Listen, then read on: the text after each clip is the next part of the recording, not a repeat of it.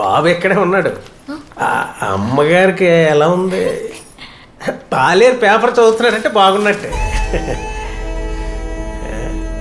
అమ్మా అలా నిలబడిపోతే ఎలా? కలబడి మరి పనులు ఓడిపోవాలి కానీ ఇల్లు ఏదో చిన్నతనం.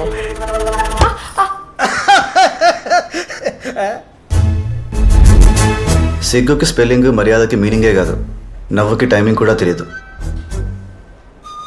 ఎదవకి. సరే అయితే మీరు జ్యూస్ తీసుకునే లోపు నేను బిర్లా మందిర్కి వెళ్ళి అమ్మగారు బాగుండాలని పూజ చేయించుకొస్తాను. మంచిదే.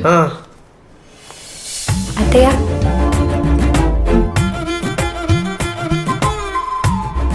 బాను, ఇందులో కాఫీ అయిపోయింది, తీసుకొస్తావా బాను? అలాగే.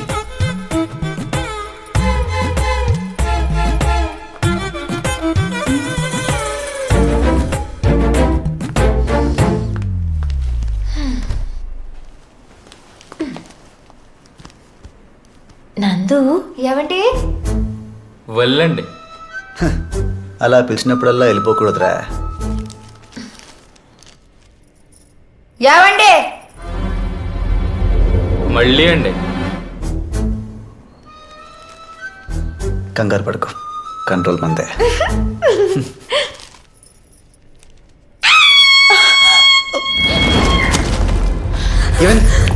ఏమైంది? ఏంటి? వెళ్ళండి. ఎక్కడా? మీతో సెల్ఫీ దిగడానికి ఇంకా అక్కడ వెయిట్ చేస్తుంది ఏంటండి? ఎప్పుడు వెళ్ళిపోయి ఉంటుంది.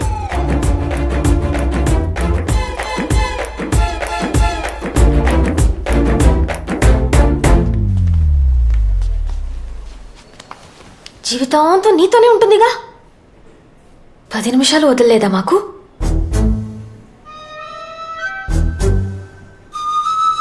ఏమండి వెళ్ళండి, ఈసారి ఏ డైనోసార్ వచ్చిందేమో, ఓదార్చండి.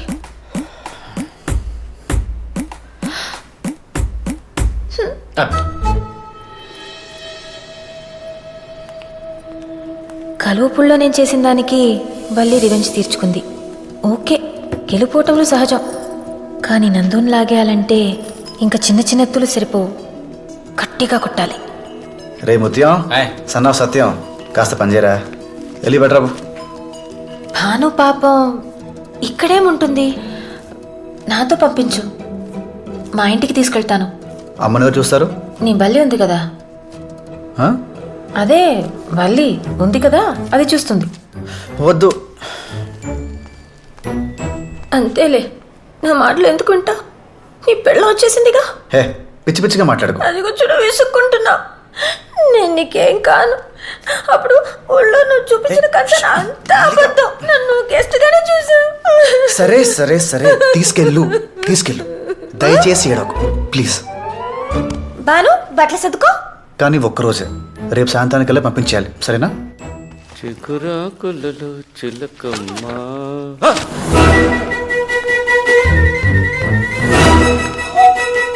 డాడీ ఇంట్లోనే ఉన్నారు, ఏం పర్వాలేదు.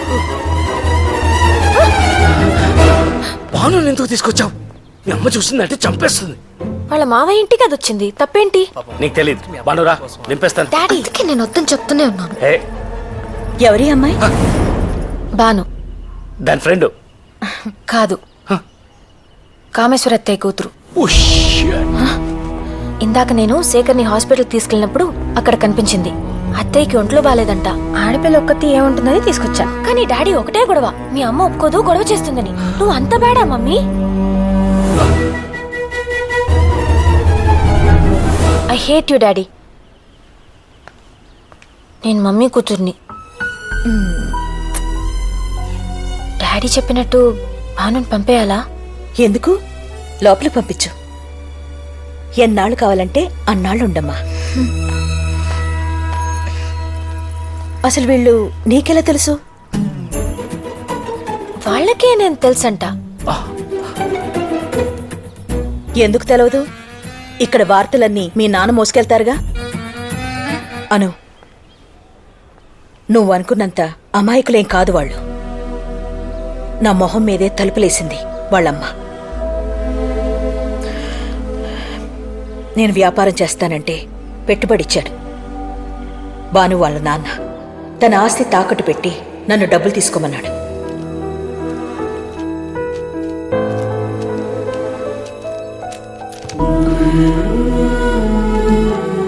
రెండేళ్లలో ఈ తాకట్టు విడిపించి నీ ఆస్తి నీకు ఇచ్చేస్తానన్నయ్యా. తర్వాత నా దగ్గర డబ్బులు లేని టైంలో వచ్చి పీకల మీద కూర్చున్నాడు. సరే వెనకిచ్చేద్దామని వెళ్ళేసరికి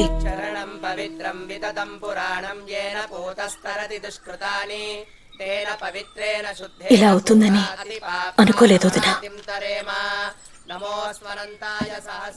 డబ్బు తెచ్చాను.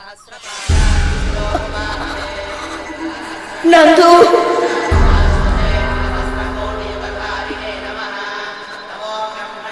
దీన్ని ఇచ్చేసిరా.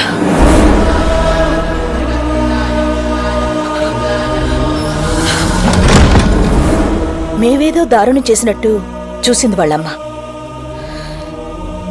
అయినా ఇవన్నీ నీకెందుకు, జాగ్రత్త అంతే.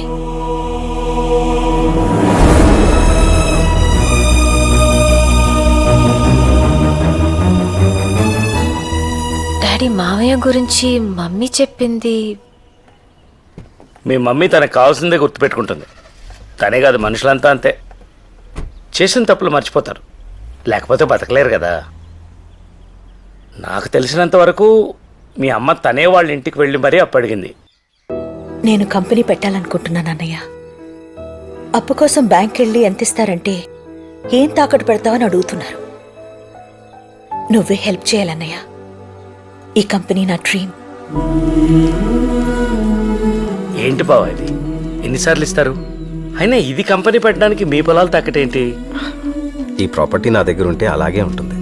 అదే దానికిస్తే బోల్డ్ ఎంతమందికి భోజనం పెడుతుంది. తర్వాత ఏం జరిగిందో నాకు తెలీదు. మీ మావయ్య పోవడం మాత్రం నిజం. మీ అత్తయ్య వాళ్ళకి టైంకి డబ్బులు ఇవ్వలేదన్న కోపం ఉంది. మీ అమ్మకి వాళ్ళు అవమానించారన్న ఉక్రోషం ఉంది. ఇవి మనం మార్చలేమను, మర్చిపోవాలంతే.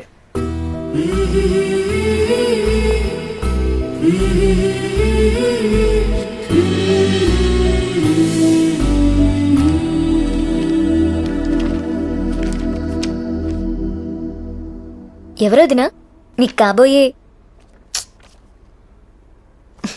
బాగున్నాడు. బాగున్నాడా? దీనికి శేఖర్కి పెళ్ళైతే దీనికో మంచి జీవితం వస్తుంది.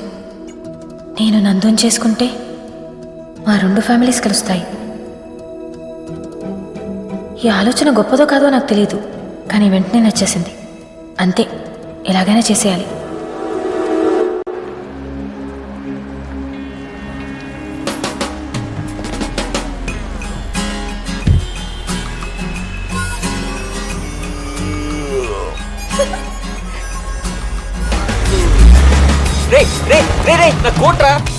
భాను, నువ్వు అడగకుండా నీకు కోత్తో పెళ్లి తప్పించాను. నేనడిగితే ఆ జిరాఫ్తో నా పెళ్లి తప్పిస్తావా? వదినా ఒక్క మాట. కోట్ కావాలంటే అడిగి తీసుకెళ్ళచ్చు కదా. పండగ సీజన్ రా, నిన్నే కొలత తీసుకున్నాడు, అప్పుడే కుట్టివ్వడరా.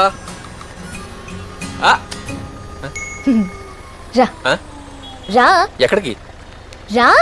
అరే అరే, ఇది ఎక్కడికో లాక్కెళ్తాం చూడండి. అరే రా. బాను ఎక్కడ? ఇదిగో ఇక్కడ. ఎంత హ్యాపీగా ఉందో చూడు. హే అనసూయ, ఎవరండి మీరు? బాను. నేను రాను. రా. అరే అరే,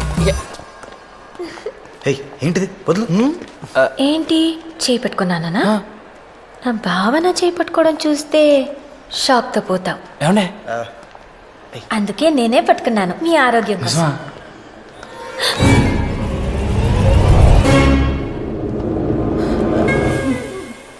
లత ఆంటీ మమ్మీ ఫ్రెండ్ కోపంగా చూస్తోంది, చెప్పేస్తుందేమో. ఒరే, దీన్ని మన ఊర్లో భయం అంటారు కదా. ఎంత పందమైనా కాయచ్చండి, దీని భయమనే అంటారు. లత ఏంటి ఆగిపోయావేంటి? అది అంకుల్ కాదు. అయితే అది కోపం కాదు.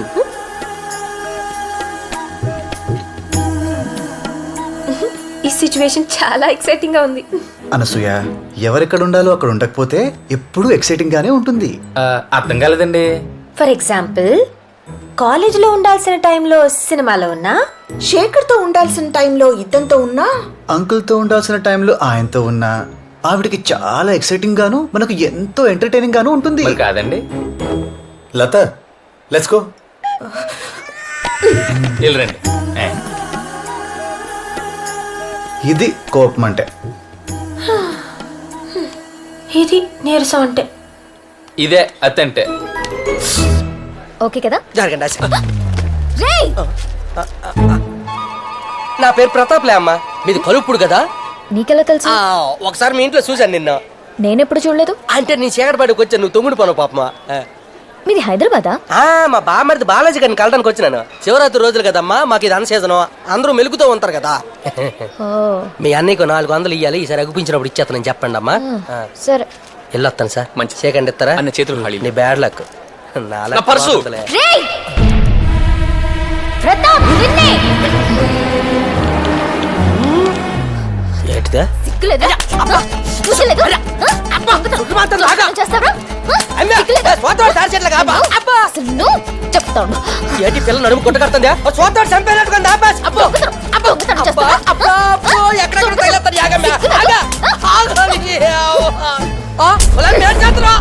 ఏమండి, ఏమండి, ఏమండి? స్టిక్ అండి. ఏమండి?